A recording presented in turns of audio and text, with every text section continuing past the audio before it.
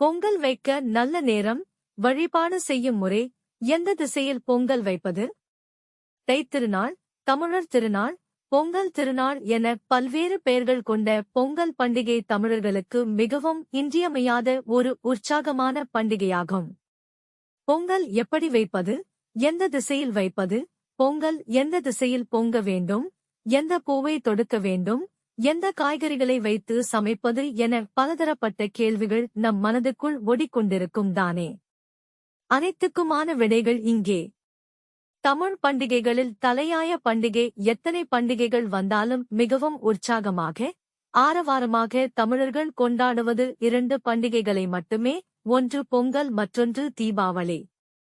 இந்த 2 பண்டிகைகளும் தமிழர்களின் வாழ்வில் இரண்டர கலந்துவிட்டது என்றுதான் சொல்ல வேண்டும். நம் சிறிய வயதில் இருந்தே பல இன்பமான நினைவுகள் இந்த 2 பண்டிகைகளோடு நாம் தொடர்பு படுத்திக் கொள்வது வழக்கம்தானே. அதிலும் பொங்கல் மிகவும் சிறப்பு வாய்ந்தது. சொந்த ஊர்களுக்கு பல மாதங்களுக்கு செல்லாதவர்கள் கூட பொங்கல் பண்டிகையைக் கொண்டு ஊருக்கு செல்கிறார்கள் என்பது நிதர்சனமான உண்மை.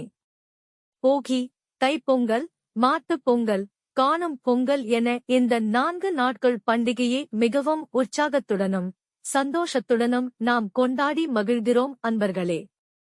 நன்மைகளை பயக்கும் சூரிய பொங்கல் போகி அன்றைக்கு நாம் வீட்டு தெய்வத்தை வழிபட வேண்டும். அதை முடித்த பிறகு தைத்திருநாளில் சூரிய பொங்கல் வைக்க வேண்டும்.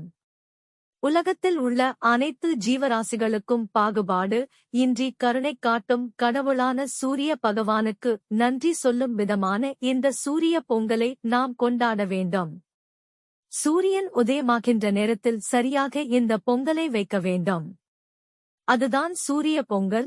சூரியன் உதயமாகுவதற்கு முன் பொங்கல் வைப்பது கூடுதல் சிறப்பு.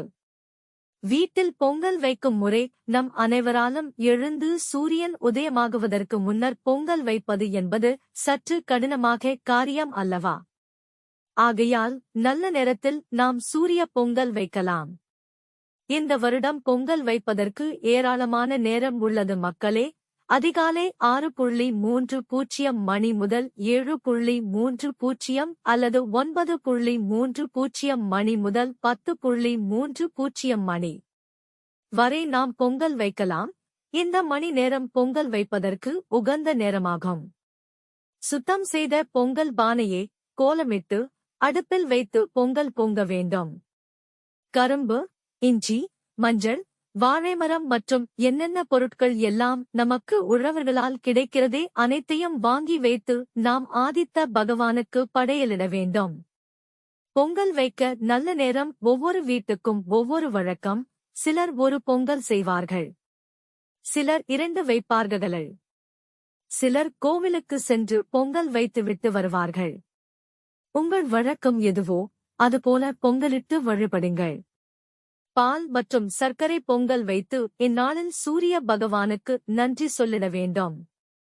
புத்தாடை அணிந்து பால், நெய், வெல்லம் இட்டு சர்க்கரை பொங்கலும் பால் இட்டு பால் பொங்கலும் செய்து அனைத்து நாட்டு காய்கறிகளையும் வைத்து குழம்பு அல்லது கூட்டு வைத்து படையலிட வேண்டும்.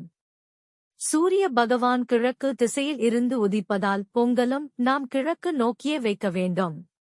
சூரிய பொங்கல் வைப்பதற்கான நல்ல நேரம் காலை 5 மணி முதல் 6 மணி வரை. வீட்டில் பொங்கல் வைப்பதற்கான நல்ல நேரம் காலை 6:30 மணி முதல் 7:30 மணி வரை மற்றும் காலை 9:30 மணி முதல் மதியம் 10:30 மணி வரை.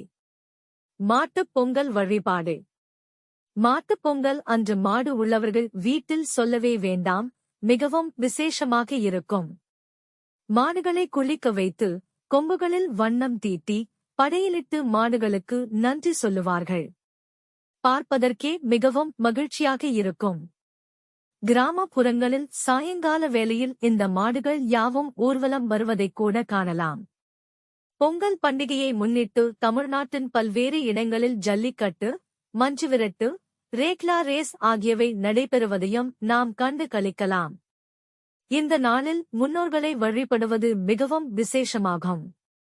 முன்னோர்களுக்கு பிடித்த உணவு வகைகளை சமைத்து வைத்து வழிபடலாம். அவர்கள் எந்நாளும் உங்களுடன் இருந்து ஆசீர்வதிப்பார்கள். வழிபடும் நேரம் காலை 7:30 முதல் 8:30 மணி வரை மற்றும் 10:30 மணி முதல் 11:30 மணி வரை வழிபடலாம். காணும் பொங்கல் கொண்டாட்டம். காணும் பொங்கல் என்பது எல்லோரையும் கண்டு மகிழக்கூடிய பொங்கல்தான் காணும் பொங்கல். இந்த நாளில் நம் வீட்டு பெரியவர்களை சந்தித்து ஆசீர்வாதம் வாங்க வேண்டும். ஆசீர்வாதம் செய்வதோடு பெரியவர்கள் சிறியவர்களுக்கு பொங்கல் காசு கொடுப்பதில் சந்தோஷப்படுவார்கள்.